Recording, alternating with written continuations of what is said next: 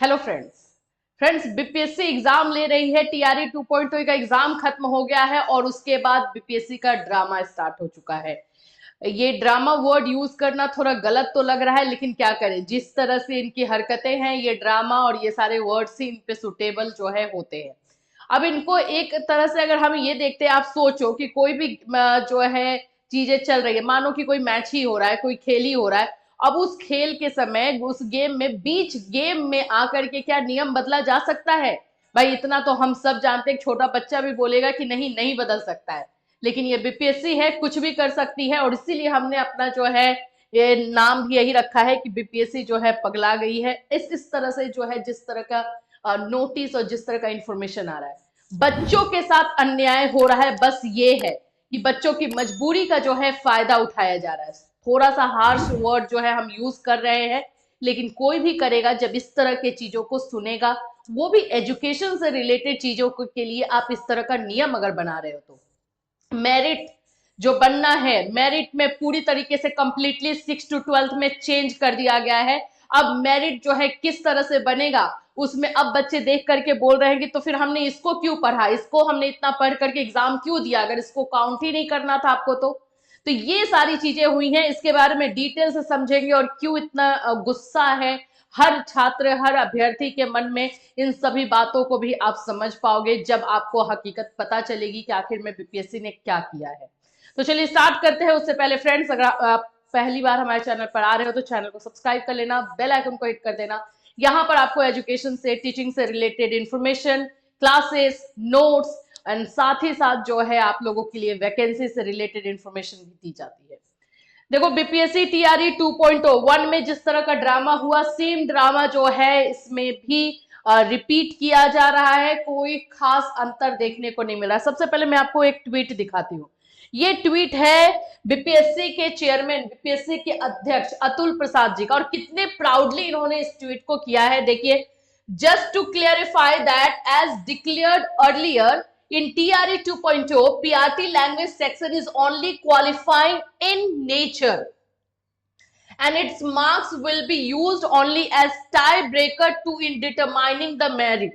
अब यहां पर यह बोला जा रहा है कि पीआरटी में जो क्वालिफाइंग नेचर का था, जो लैंग्वेज पेपर का एग्जाम हुआ है, वो सिर्फ पीआरटी में क्वालिफाइंग नेचर का रहेगा, बाकी 6 to 12 में नहीं। और ये टाई ब्रेकर की तरह जो है यूज किया जाएगा। टाई ब्रेकर का मतलब पहले मैं आपको बता देती हूँ। टाई ब्रेकर पे भी बहुत ज्यादा गेम जो है हो रहा है, ऐसे ऐसे वर्ड यूज कर लिया जा रहा है कि बच्चे समझेंगे कि हाँ, ये क्या चीजें, एकदम ऐसा चीज यूज हो रहा है जो कि कभी तो हुआ ही नहीं है।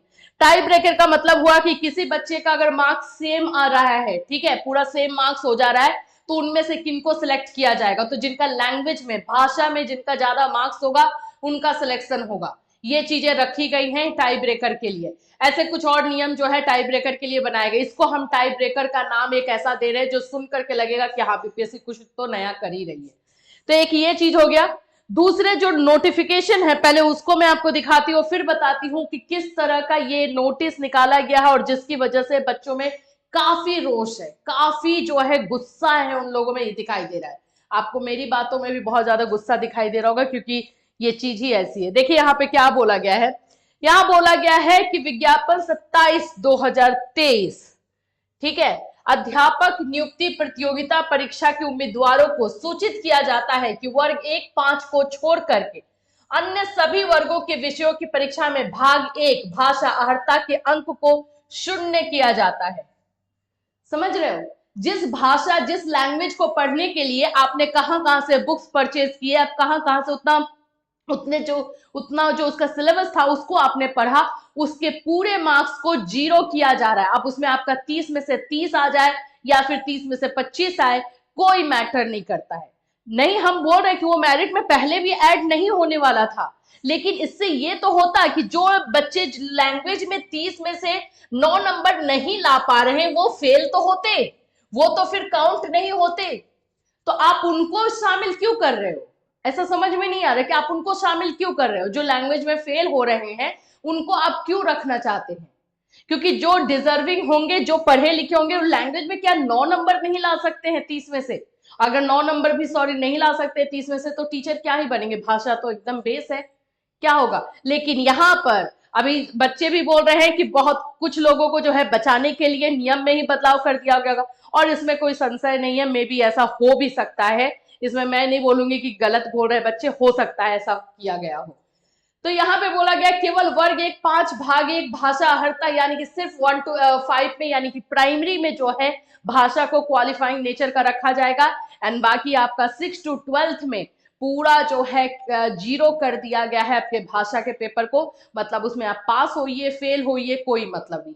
इसके पहले चिल्ला चिल्ला करके यही अतुल प्रसाद जी जब वहां पे कॉन्फ्रेंस में ये आए हुए थे, इंटरव्यू दे रहे थे, तो बोले थे भाषा में क्लियर करना पड़ेगा, भाषा क्वालिफाइंग नेचर का होगा, आपको पास करना जरूरी होगा। लेकिन आज जब बच्चे एग्जाम दे चुके हैं, तब ये नियम एक निकाल दिया जा रहा है कि भाई अब भाषा का जो है मार्क्स हम जीरो कर रहे हैं। अब देखना ये सारी चीजें हुई है ना, इसके बाद उनका एक और ट्वीट आएगा और बोला जाएगा कि हमने ऐसा क्यों किया है। देखो बात बनाने से तो बहुत सारी चीजें हैं, लेकिन हम बात करते हैं नियमों पर। क्या ऐसा कहीं पर नियम है कि आप एग्जाम लेने के बाद उस नियम में ही चेंज कर दीजिए? कहीं नहीं, आप ऐसा नहीं कर सकते हैं। आपने एग्जाम लिया है उसी बेस पर, बच्चों ने मेहनत की है, बच्चों की मेहनत के साथ आप खिलवाड़ कर रहे हो। इसीलिए मैं बोल रही थी कि इनके मजबूरी का, बच्चों के मजबूरी का जो है फायदा उठाया जा रहा है और कुछ नहीं है। तो बीपीएससी में यही एक मेरिट को लेकर के कंप्लीट चेंजेस देखने को मिल रहा है। 6 to 12 में अब मेरिट आप लोगों का जो है क्वालिफाइंग नेचर वाले को हटा दिया गया, भाषा के मार्क्स को जीरो किया गया है, और सिर्फ आप लोगों का मेरिट जो मेन सब्जेक्ट था उस पर बनेगा। वो पहले से पता था, लेकिन जो फेल हो जाते, जो भाषा में 9 नंबर नहीं ला पाते, वो फेल होते, फिर भी उनको क्यों रखा जा रहा है पता नहीं। अब क्या चीजें हैं इसमें चल रही है। तो अभी जो है इसी से रिलेटेड ये एक रोष, ये गुस्सा जो है बच्चों में दिखाई दे रहा है। दूसरी चीजें, कल 2-3 और नोटिस आया है जिसके बारे में हमने आपको पहले ही इन्फॉर्म किया है। एनआईओएस डीएलएड को लेकर के इंफॉर्मेशन दी गई है कि किस तरह से वो अपने बीएड की डिग्री को रख सकते हैं। इस तरह से 2 और नोटिस जो है दिया गया है।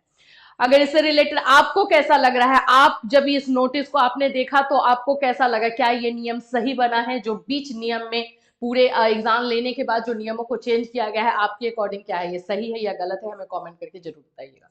फिर मिलूंगी, till then take care everyone.